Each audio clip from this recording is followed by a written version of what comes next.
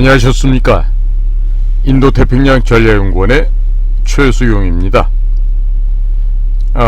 금일은 2023년 12월 2일 토요일입니다. 지금 현재 16시 28분을 통과하고 있습니다. 오늘 제가 전해드릴 말씀은요, 2030년 부산 엑스포 유치 실패에서 바라볼 수 있는 두 가지 거대한 국제 정세 흐름과 그리고 한국의 독자적인 핵무장 추진에 대해서 말씀을 전해드리고자 합니다. 제가 지난 6일 전 일요일날 저녁에 신임 국가정보원장과 새로 오시는 간부들에 대한 기대, 요망사항을 제가 방송을 하였습니다. 그리고 났더니 그 바로 다음날 일방적으로 삭제를 당했습니다. 그리고 일주일간 방송 정지를 또 당했습니다. 그래서 지금 오늘 12월 2일인데 일단은 녹화를 해 두었다가 그 규제가 풀리면 아마도 우리 애독자 여러분들께 방송이 될 수 있을 것으로 생각이 됩니다. 제가 늘 얘기했던 윤석열 대통령의 전임자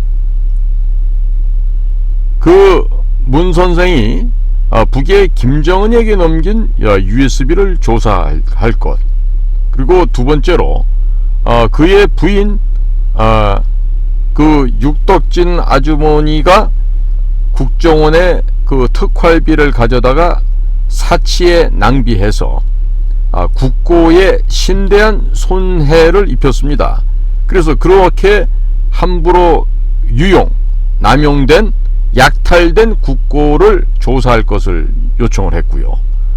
세 번째로는 2018년 12월 20일 일본과 울릉도 사이에 있는 대화태 어장에서 발생했던 북쪽에서 흘러나온 목선을 우리 해군 함정과 해양경찰 함정이 가서 그 목선을 강제로 납포를 해서 바로 끌고 온 다음날 바로 북쪽에다가 강제로 북송을 했어요.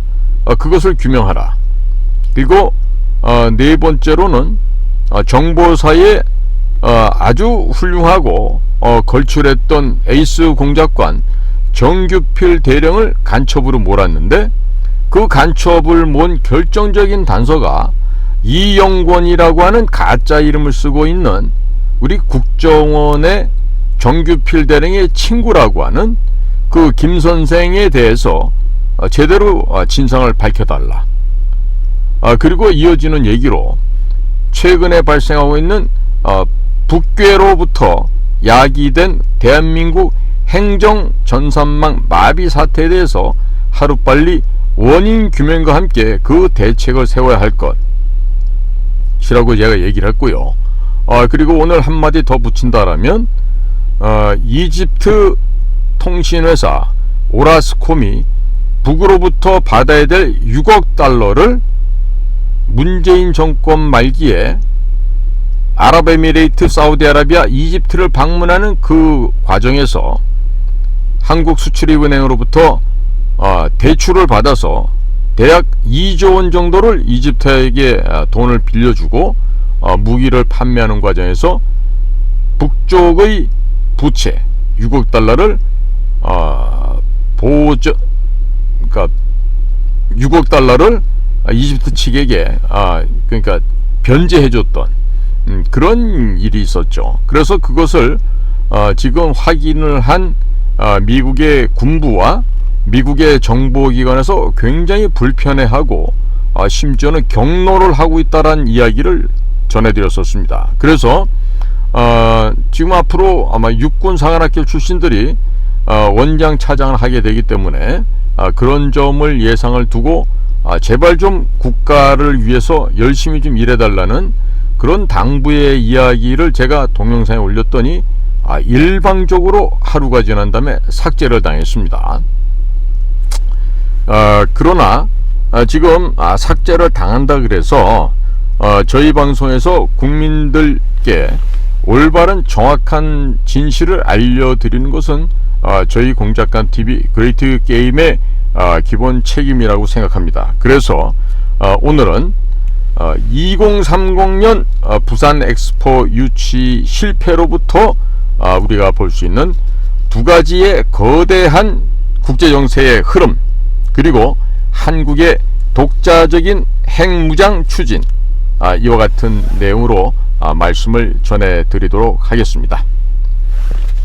자, 그럼 주지하시다시피 2030년 엑스포 부산 유치가 실패로 규결되었습니다. 그렇다고 해서 부산 시민들께서는 전혀 낙담하실 필요가 없다는 점을 강조해 드립니다. 탈중국하고 있는 세계의 자금들이 부산으로 밀려 들어오는 것은 이번 엑스포 유치 실패와는 아무런 상관이 없다라는 점을 강조합니다. 이번 부산 엑스포 유치 실패를 자세하게 들여다보게 되면 크게 두 가지의 국제정세의 흐름을 읽을 수가 있습니다.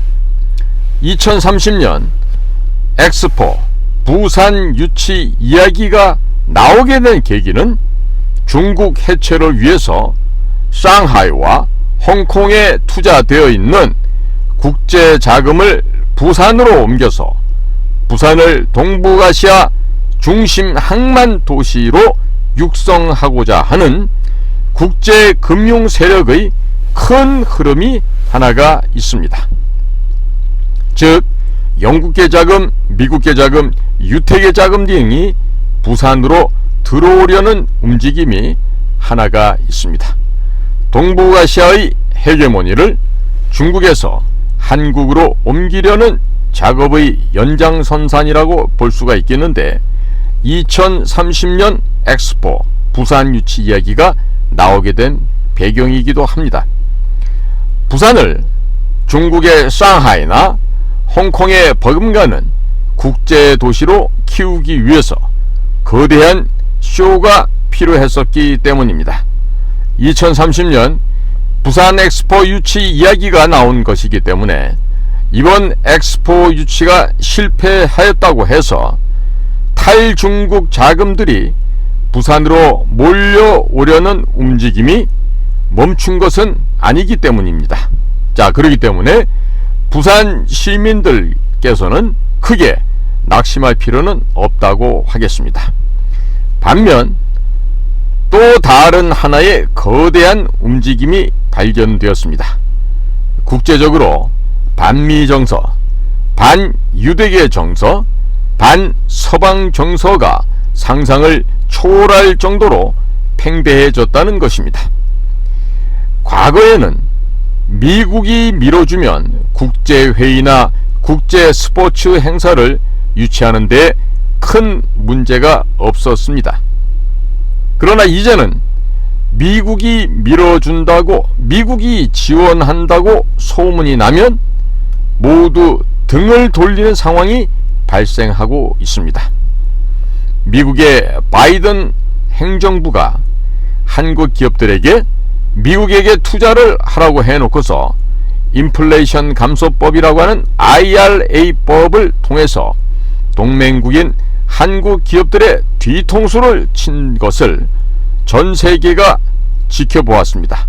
그렇기 때문에 미국에 대해서 동맹국에게도 사기치는 더 이상은 믿을 수 없는 나라, 이런 이미지가 매우 강력하게 쌓여버리고 말았습니다. 앞으로 우리 대한민국 정부도 역시 외교를 할 때에는 전 세계적으로 반미 정서가 팽배해져 가고 있다는 점을 감안해서 외교를 해야 할 것입니다. 러시아 우크라이나 전쟁이 장기화되면서 이미 우크라이나의 패배로 끝난 전쟁을 미국과 서방 국가들이 무기를 대주면서 의도적으로 질질 끌고 가는 것에 대하여 전 세계적으로 반서방, 반미 정서가 팽배해졌다고 하는 점을 강조해 드릴 수밖에 없습니다. 전쟁이 장기화되면서 에너지 가격, 곡물 가격 등이 폭등을 하게 되었습니다. 이렇게 되자 저개발 국가 사람들이 많은 고통을 받고 있습니다. 그래서 아프리카 국가들, 또 아시아 지역의 국가들, 중남미 국가 등이 반미, 반서방으로 돌아서서 반미 행보를 보이고 있는 사우디아라비아를 지지했던 것입니다. 러시아가 잘했다, 우크라이나가 잘했다, 그런 말이 아닙니다. 그냥 전쟁 자체를 장기적으로 질질 끌고 가고 있는 미국과 서방 국가들에 대하여 많은 전세계 국가들이 싫어하는, 혐오하는 증상이 지금 확산되고 있다는 점을 강조합니다. 그리고 이스라엘 하마스 간의 전쟁이 터지면서 이스라엘을 지원하는 미국과 이스라엘, 그리고 그 뒤에 도사리고 있는 유대계 큰손들에 대한 분노가, 혐오가 터져 나왔다는 것입니다. 기독교 정서가 강한 대한민국 국민들 입장에서 보면 구약 성경을 믿는 이스라엘에 대해서 우호적인 정서가 강하다고 하겠습니다. 그러나 중동이나 아프리카 국가들 입장에서 보면 이스라엘은 그냥 한낱 침략자로 보여질 수도 있습니다. 팔레스타인 지역에서 잘 살고 있던 주민들을 가자 지구와 서한 지구에 거대한 감옥을 만들어 두고서 가둬놓고 현지인들의 땅을 빼앗아서 만든 나라가 현재 이스라엘이라고 하는 것이 바로 팔레스타인 사람들의 해석이기도 하죠. 자, 그러니 이스라엘과 이스라엘을 지원하는 미국에 대해서 아프리카 국가들과 중동 국가들은 좋은 감정을 가질 수가 없는 것입니다. 그런 정서들이 모두 모여서 이번 2030 엑스포에서 반서방 및 반미 행보를 보이고 있는 사우디아라비아를 압도적으로 지지한 것으로 분석되고 있습니다. 거대한 반미, 반서방, 반유대계 정서에 사우디아라비아가 천문학적인 오일 자금을 풀어서 개발도상국들에게 경제개발 자금을 지원해 주겠다고 약속한 것도 표심을 사우디아라비아 쪽으로 끌고 가는데 큰 몫을 했을 것이라고 평가되고 있습니다.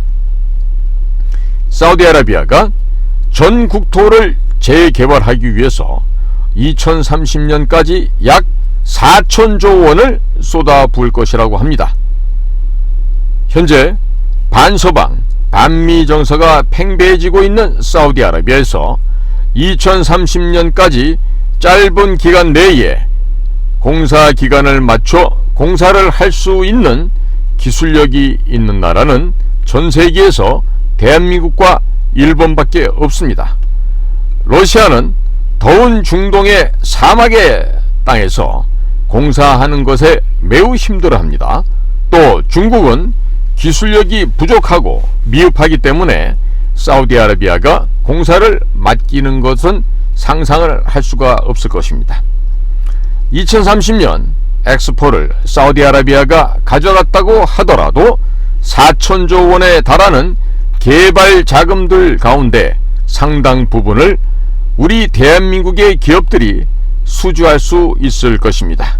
이러하기 때문에 중동 특수를 대한민국의 기업들도 누릴 수 있을 것으로 전망되고 있습니다. 반서방, 반미 정서가 중동과 아프리카 지역에 팽배해지면 이 지역에서 유럽과 미국의 영향력이 줄어들게 될 것입니다. 그 시장의 상당 부분을 국내 기업들이 가져오게 될 것으로 전망되고 있습니다. 미국 입장에서 중동과 아프리카에서 러시아와 중국의 영향력이 커지는 것을 막기 위해서는 동맹국인 대한민국이 그 시장을 가져가는 것이 좋기 때문에 앞으로 이 지역에서 한국산 무기 수출 역시 대폭 증가하게 될 것입니다. 사우디아라비아가 엑스포를 유치하여도 결국은 대한민국의 국내 기업들이 가서 현지에서 공사를 해야 하게 됩니다. 그렇기 때문에 돈은 국내 기업들이 벌어들이는 일이 발생할 것입니다. 사우디아라비아가 개도국에 지원해주는 경제개발자금의 대부분도 국내 기업들이 공사해주고 가져오는 일들이 벌어지게 될 것으로 전망이 됩니다. 대한민국은 북의 핵 문제, 중국의 군사적 위협 등 안보 리스크 때문에 한미 동맹을 강화해야 하고, 따라서 어쩔 수 없이 친미, 친유대계 국가로 갈 수밖에 없는 상황입니다. 그러나 전쟁을 싫어하고 평화지향적인 한국 사람들의 특성상 전 세계가 좋아하는 나라가 되고 말았습니다. 그리고 4차 산업혁명에 필요한 모든 기술을 다 보유한 나라가 되었습니다. 향후 우리의 외교 정책을 수립할 때 홍익인간, 제세이화, 경천애인 등 전통 사상을 바탕으로 힘든 나라들을 가서 도와주는 이미지를 지속적으로 구축한다면 반미 정서와 반서방 정서가 팽배해지면 팽배해질수록 대한민국 기업들이 빛을 발하는 일들이 발생하게 될 것입니다.